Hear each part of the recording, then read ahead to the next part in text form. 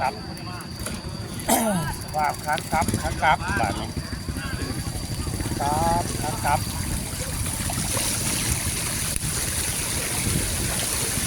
โอ้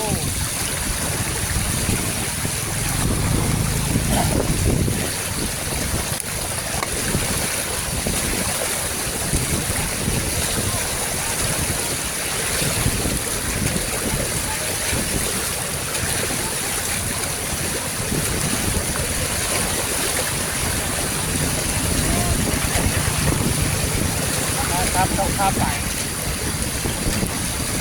โอ้รถใหญ่ตัวนี้มาเลยไถโอ้มา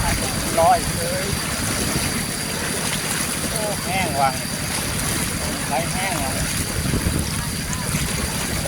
ไหลแห้งไปโอ้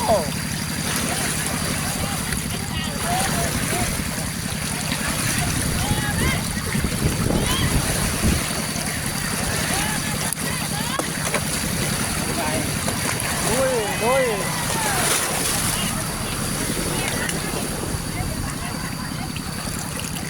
ว้าเจอขื่นรถใหญ่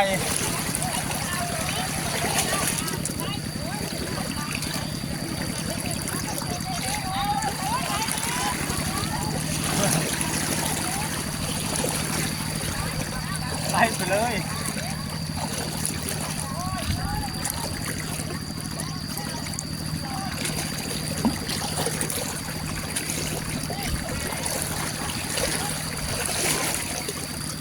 ไปต่อ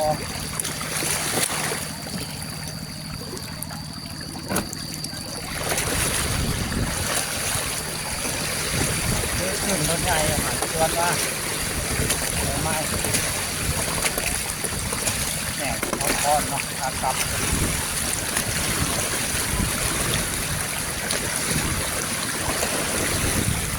ไหลลัดแล้วดีกว่า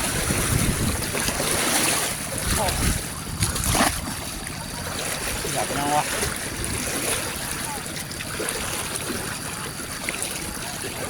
ทางสถาบไหลแห้งด้วยวะ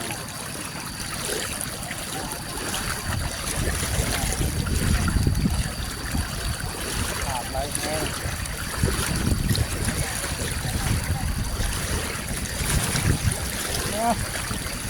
ทุกเพศกำลังมา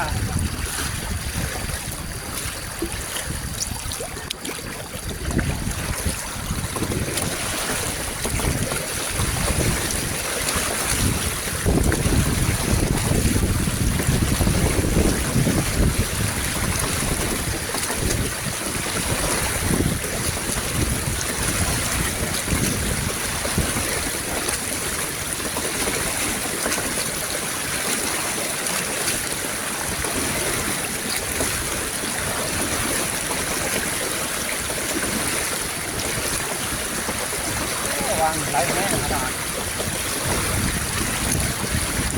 ไหลเป็นผิว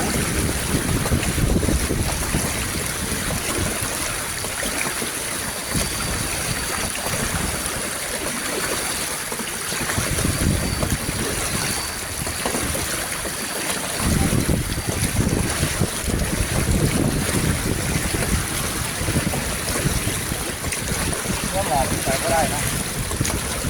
ติดเขา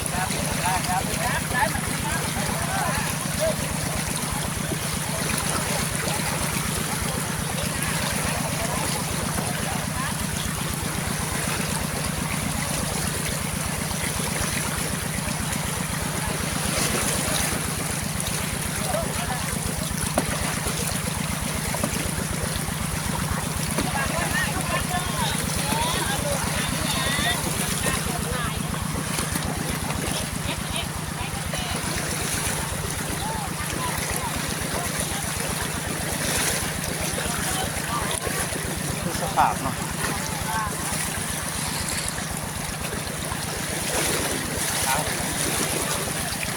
อยู่กว่าก็เล็กละห้านำก็เล็กละห้าห้ำเขามาได้บ้านเนาะรถก็จะจอดไว้ทางนี้โอ้สบายเลยนะเว้ยสบายนอนสูงไปรถกำลังแหก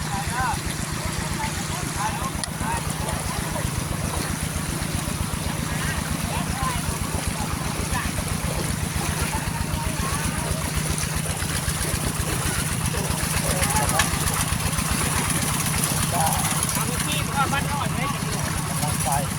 มาทางไหนหลุดไปน่ะอย่าไปว่าบ้านนอก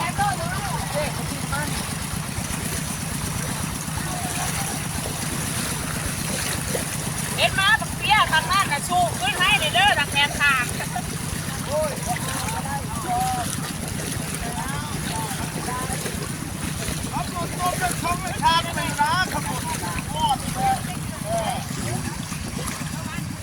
สภาพ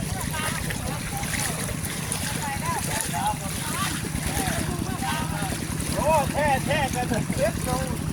เป็นไง